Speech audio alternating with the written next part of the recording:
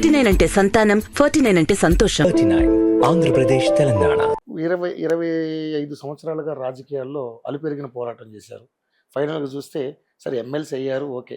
ఇటు చూస్తే మైన్స్ గతంలో ఉన్నటువంటి మీకున్నటువంటి ప్రాబ్లమ్స్ వల్ల మైన్స్ బిజినెస్ ఆగిపోయింది. సరే ఇప్పుడు ఏదో గవర్నమెంట్ సంస్థ టెక్స్టైల్స్ పెట్టుకున్నారు, ఓకే. బట్ రాజకీయంగా ఇప్పుడు మీకు ఒక విపత్తు ఏర్పడింది. సో మరి మీ ప్రజలు ఎప్పుడు కూడా నాకు అండగా ఉంటారని మీరు చాలా బాహాటంగా ఎంతో హోప్గా చెప్పినటువంటి సందర్భాలు ఉన్నాయి చాలా ఇంటర్వ్యూలో. సో ఆ ప్రజలే ఈరోజు మీ వెనకుంటారని ఏంటి గ్యారంటీ? ఎందుకంటే మీ పరిస్థితిని చూసి, మీ పర్సనల్గా కానీ మీ రాజకీయ పరిస్థితిని చూసి రేపు ఆ ప్రజలు మీకు తోడుగా ఉంటారా? ప్రజాభిమానం అన్నది ఎప్పుడైనా ఎలక్షన్లోనే తెలుస్తుంది.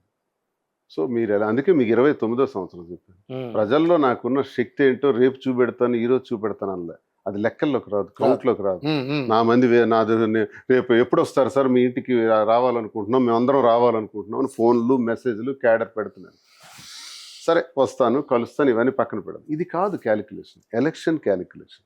ఎలక్షన్లో నాకు ఎంత దమ్ము ఉందన్నది నా ఓట్ బ్యాంకే చూపెడుతుంది. అప్పుడు మీరు అందుకే నేను 29కి నా శక్తిని ప్రజల్లో ఉండే నాకు దమ్ముని 29వ సంవత్సరానికి వాయిదా వేశాను. అప్పుడు చూపెడతాను. 29లో అంటే తటస్థుడుగా లేకపోతే వైఎస్ఆర్సీపీ నుంచి వెళ్తారా, లేకపోతే ఇండిపెండెంట్కి వెళ్తారా, లేదా వేరే పార్టీ నుంచి వెళ్తారా? వైఎస్ఆర్సీపీ నుంచి వెళ్తానా అన్నది నిర్ణయించే శక్తి నాకు ఇప్పుడు లేదు, అర్హత లేదు, అధికారం లేదు. అది నిర్ణయించవలసింది పార్టీ. సస్పెన్షన్ అంటే చాలా మంది దీని మీద కూడా రాంగ్ తాత్కాలిక విరామం అర్థం చేసుకోవాలి. Suspension is not a punishment. Master minds commerce చదవాలనుకునే 10th ఇంటర్ విద్యార్థుల తొలి ఎంపిక. It's a pause. అంటే మీరు ఒక ఉద్యోగం, నేను ఒక అధికారిని అనుకోండి, మీరు నా అధికారిగా మీరు నా కింద పనిచేస్తున్నారు. ఒక కలెక్టరు ఒక తహసీల్దార్కి సస్పెండ్ చేశారు అనుకోండి, దాని అర్థం పర్మనెంట్ ఇది కాదు, అది it's a temporary action. Suspension can be revoked at any time. 2 నెలల తర్వాత కలెక్టర్ గారు రివోక్ చేసేయచ్చు, అదేం పనిష్మెంట్ కాదు అది. సో సస్పెన్షన్ అనేది పాజ్, ఆగు, ఒక టెంపరీ యాక్షన్. ఇదేంటంటే దాన్ని నేను మీనింగ్ చెప్పాను ఒక ఇంగ్లీష్ లిటరేచర్గా. భాష మీద పట్టు లేనోడు, భాష మీద అవగాహన లేనోడు, ఇది బహిష్కరణ కింద తాత్కాలిక విరామం అని చెప్పాను. భాష మీద పట్టు లేనోడు, ఇంగ్లీష్ మీద నాలెడ్జ్ లేనోడు, దాన్ని బహిష్కరణ కింద మాట్లాడుతున్నారు. బహిష్కరణ అంటే టెర్మినేషన్. టెర్మినేషన్ చేస్తే ఆ పార్టీకి ఆయనకు సంబంధం.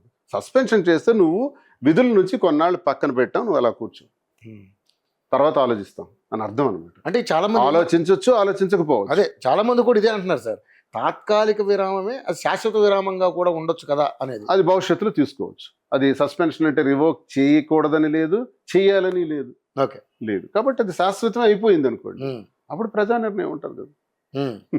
ఓకే, సో మీరు అన్నింటికి సిద్ధపడే ఉన్నారు. సో ఇంతగానో కష్టపడ్డారు పార్టీ కోసం. పవన్ కళ్యాణ్ లాంటి వ్యక్తిని కూడా విపరీతంగా విభేదించారు, చంద్రబాబు నాయుడు విభేదించారు.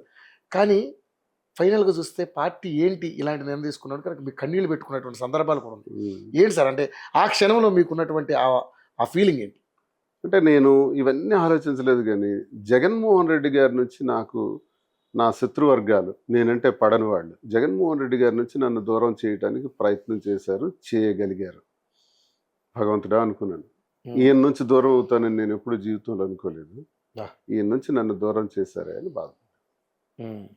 సరే, కాలమే నిర్ణయిస్తుంది.